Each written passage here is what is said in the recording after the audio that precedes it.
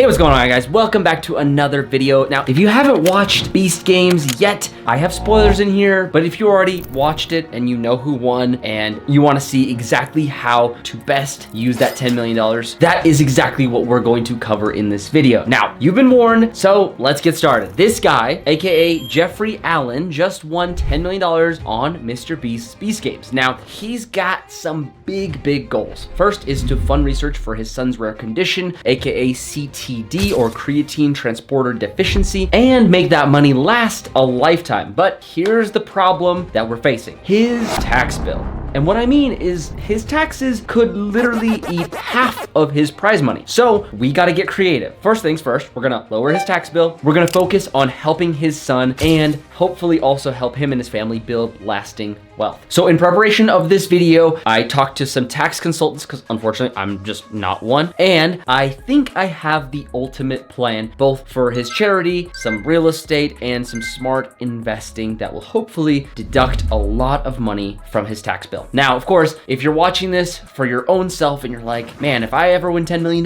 what would I do with it? Stick around, because I think you're gonna get some learnings for yourself as well if you ever happen to win a large sum of money. But his situation is a little bit more unique. So just remember that this is a creative approach to a very complex problem that still probably needs some revisioning and tax consulting advice from actual experts. I think this is literally gold. I think this is gonna help him do all the things that he wants to do. And if Jeffrey, if you're watching this, I hope you find this useful, because it took a long time to put together. First things first, let's talk about taxes, or AKA the tax trap. You see, that $10 million prize is taxed as ordinary income. And Jeffrey's in the state of California. And if you don't know about California, it is one of the worst places to live in terms of just general taxes. Now, it is also one of the best places to live in terms of sunny weather, but here we're just talking about the taxes. So what is his tax bill? Well, his combined federal and state tax rate hits about 50.3%, where 37% is federal and 13.3% is state, without any strategy, just basically taking that money, doing nothing except for investing it or, using it for funding the research. He's basically gonna be out $5.03 million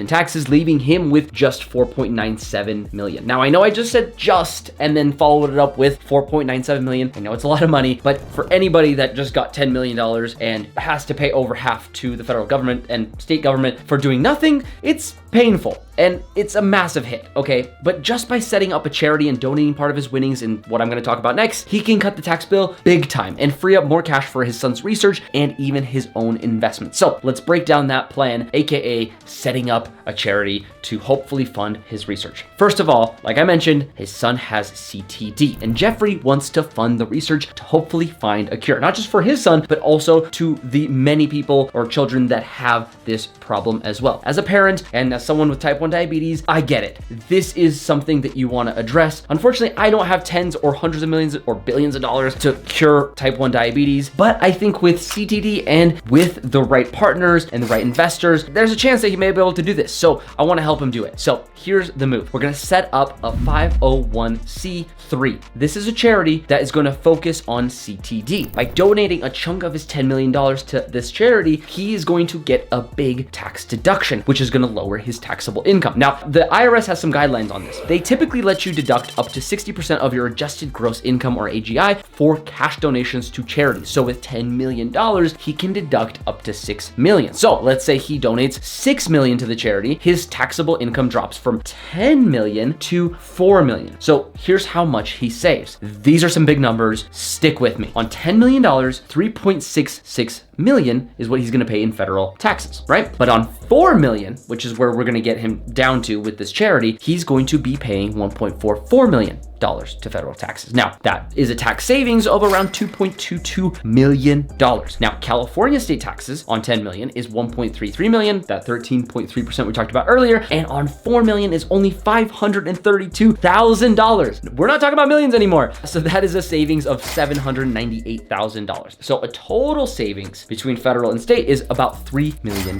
Now, without the donation, he'd pay that 5.03. With the $6 million donation, he only pays 1.9 1.97 million. That's $3 million saved in just year one. After taxes and the donation, he's also left with $2.03 million in cash to invest, and the charity has $6 million to work with. Boom, taxes slashed, research funded, at least for a certain amount of time. Now, I don't know if that's gonna be enough, but we will do some more creative things here that's gonna hopefully push that research further without needing a bunch of donations or other money. And again, this is not gonna last forever, but here's the plan. And this is step 2, which is where we're gonna buy a dual purpose property through the charity. Basically, think of a unit with a lab and also rental units. So let's say we are gonna get creative with that 6 million. We're not gonna use all that money to just buy a property. That would be irresponsible, but the charity can buy a property that's both a laboratory for CDD research and a rental income generator. Think like maybe short-term rentals or long-term rentals, but the idea here is that this dual purpose setup means the charity can fund ongoing research with the rental income while still pushing its mission forward, which I think is super cool. Now, of course, it's not going to be life-changing amounts of income, but what it's going to do is it's going to provide maybe enough money to pay an employee or a doctor or a researcher. Things like that is going to be super, super helpful. And so even the little bits that we save or maybe make from this is going to help last the research quite a bit longer. So on the property, let's say it's a $2 million home, or building, I should say, in a decent market. Maybe the lab setup is also $500,000. Maybe this is like equipment, think staffing, right? Things like that. And this is also going to need furnishings, more for the rental unit, but basically furnishings and maybe some marketing if you're doing long-term rentals. But let's think short-term here, because again, we're going to need as much money as possible, and short-term rentals in this market make the most sense. So total initial cost for all of this is around 2.7 million. Now, a lot of people are going to tell you add 20% to that cost, but just do bare bones here, okay? Because you're going to have some money left over, right? So 2.7 million, that leaves $3.3 million in this charity for future research grants or operations. So this could be years and maybe even decades of running this lab. Now, again, I'm not an expert on how much it costs to run a lab, but again, $3.3 million,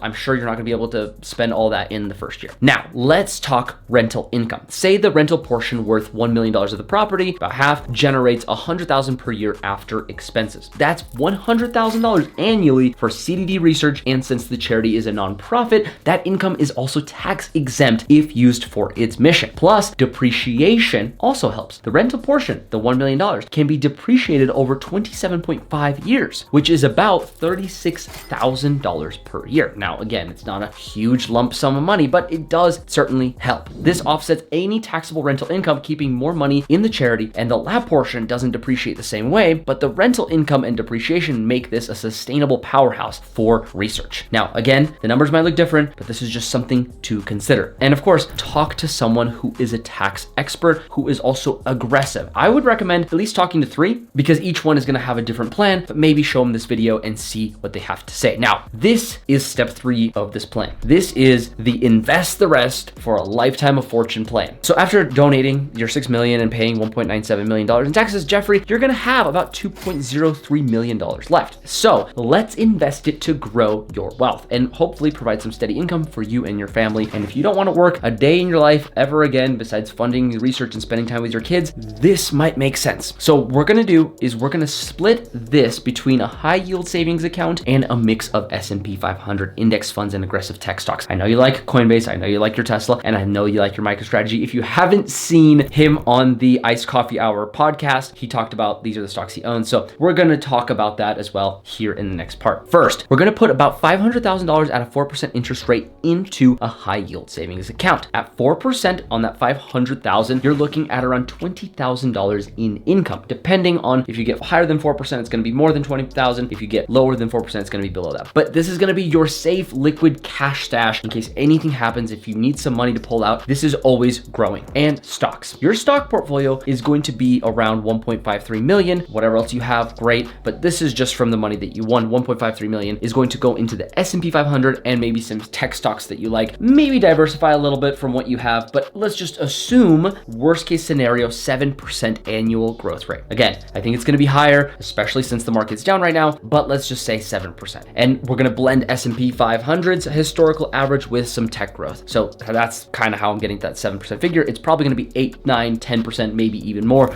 if you pick the right stocks. Now, because we're being conservative here, 1.53 million times that 7% is around $107,000 per year. So a total annual income from your investments, 20,000 from high yield savings, 107,000 from stocks, is 127,000 per year. So when you go to withdraw, you want it to be sustainable. And so we're going to use the 4% rule. On 2.03 million, that's around $81,000 per year. Since your investments are earning $127,000, aka more than 4%, your portfolio should grow over time even with withdrawals. And I think if you can be more frugal, you're financially secure for life. So at the end of the day, does this math add up? Well, let's go over it one more time very, very briefly. Prize money, $10 million. Charity donation, $6 million. Taxable income, about $4 million. Taxes paid, $1.97 million on that $4 million. Cash left, $2.03 million. And your charity spending, $2.7 million into the property. Remaining funds is $3.3 million. And some rental income, if you're able to set it up right, is around $100,000. That is also tax exempt with a tax shield of $36,000 in depreciation. Your investments are sitting pretty with $2.03 million